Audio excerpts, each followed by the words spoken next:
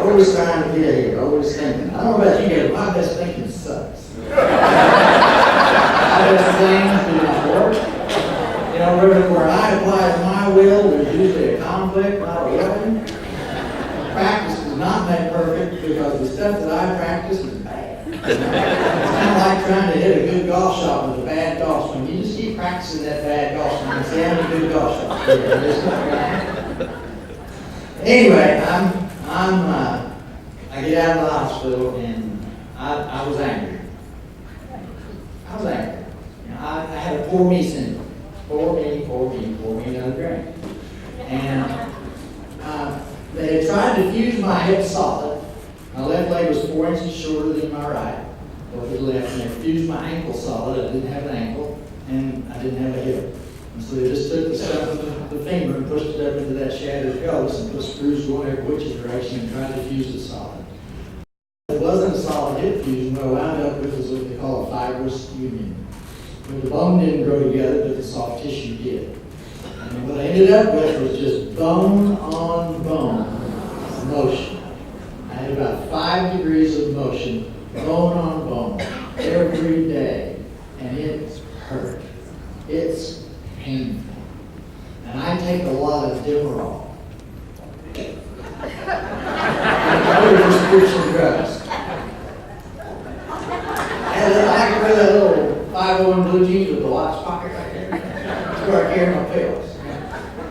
Just all day long. They're saying, I'll pick that. And I have one,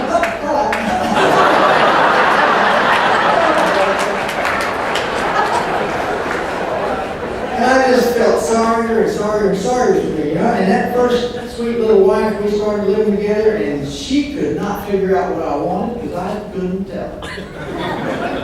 And she was a wonderful girl. But unlike, much like my parents, I had a hard time staying married. My parents married and divorced each other 3 times. They couldn't live with each other, they couldn't live without each other. And I'm married and divorced, and married and divorced. And my brothers are married and divorced, and married and divorced, and married and divorced. My sister is married and divorced, married and divorced, married and divorced. Same guy a couple times. If we don't recover, we repeat.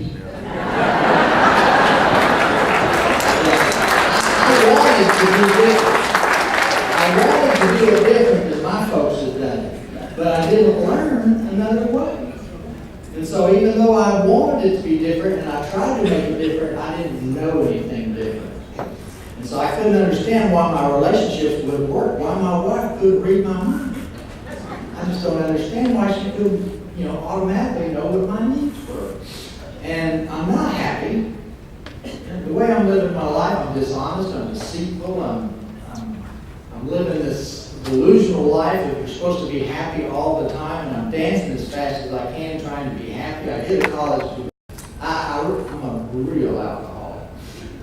I am a tornado in the trailer park of life. I did not leave anything pretty behind me. When I got to you guys, I was estranged from my daughter, I was estranged from my family of origin, I was estranged from my friends.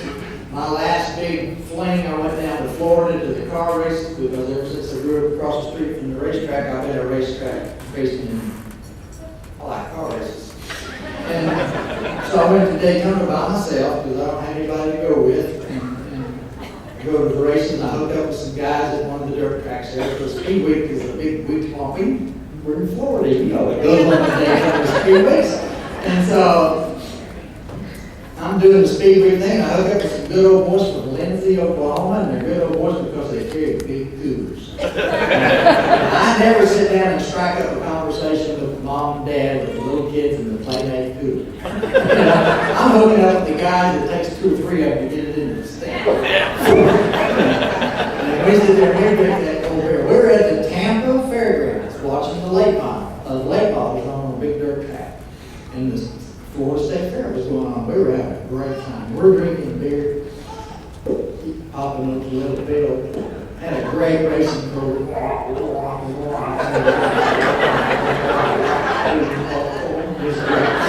Then we did there, walk around the fairgrounds, or eating corny dogs and throwing balls at cute dolls and looking at the girls. That's one of our favorite pastimes, looking at girls.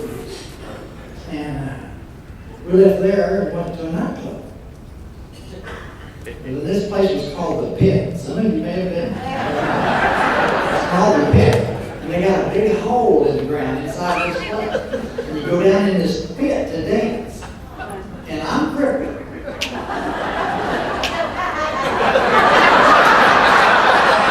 I can dance.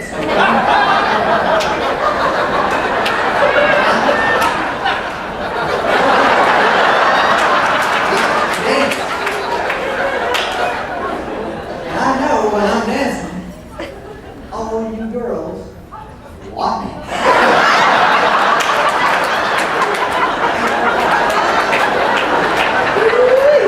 I'm dancing my fake jewelry over the end of the rail, dancing around with these big bracelets and stuff on them real. And there's trolling for you to allow on. When are you going to get on there?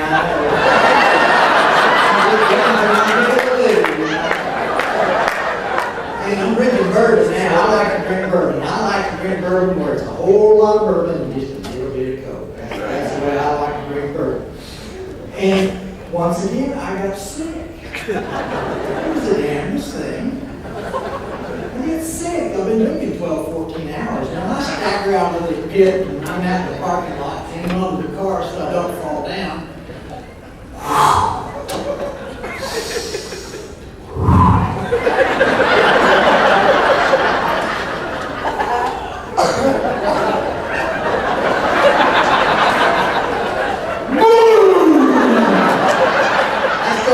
Blowing out of my leg.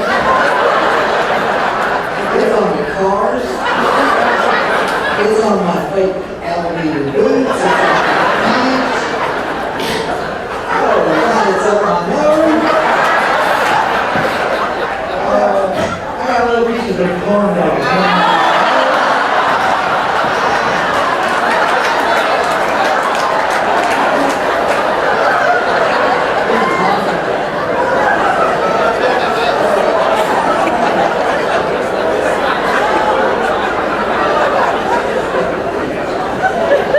Go back in the club.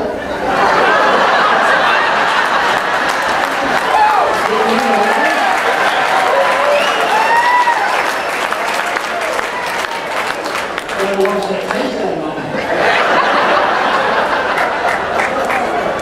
I tell my friends, I will never, ever, ever again, as long as I live, ever eat another steak.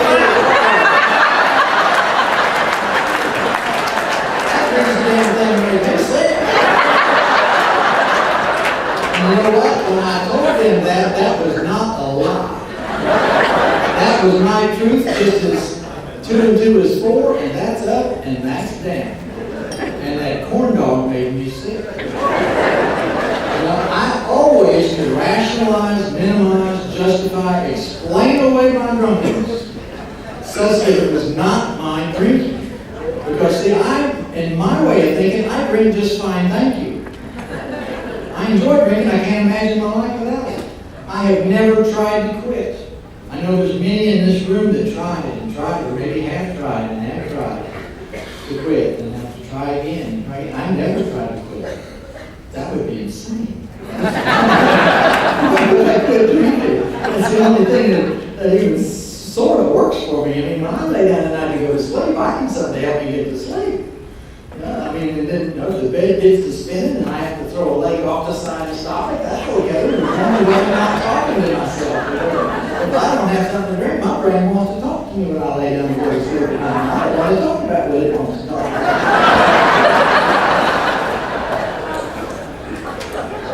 So I've passed out many nights. And I became unemployed and unemployable. I know I needed to get up and go to work, but I just couldn't get up and go to work because I drank so late.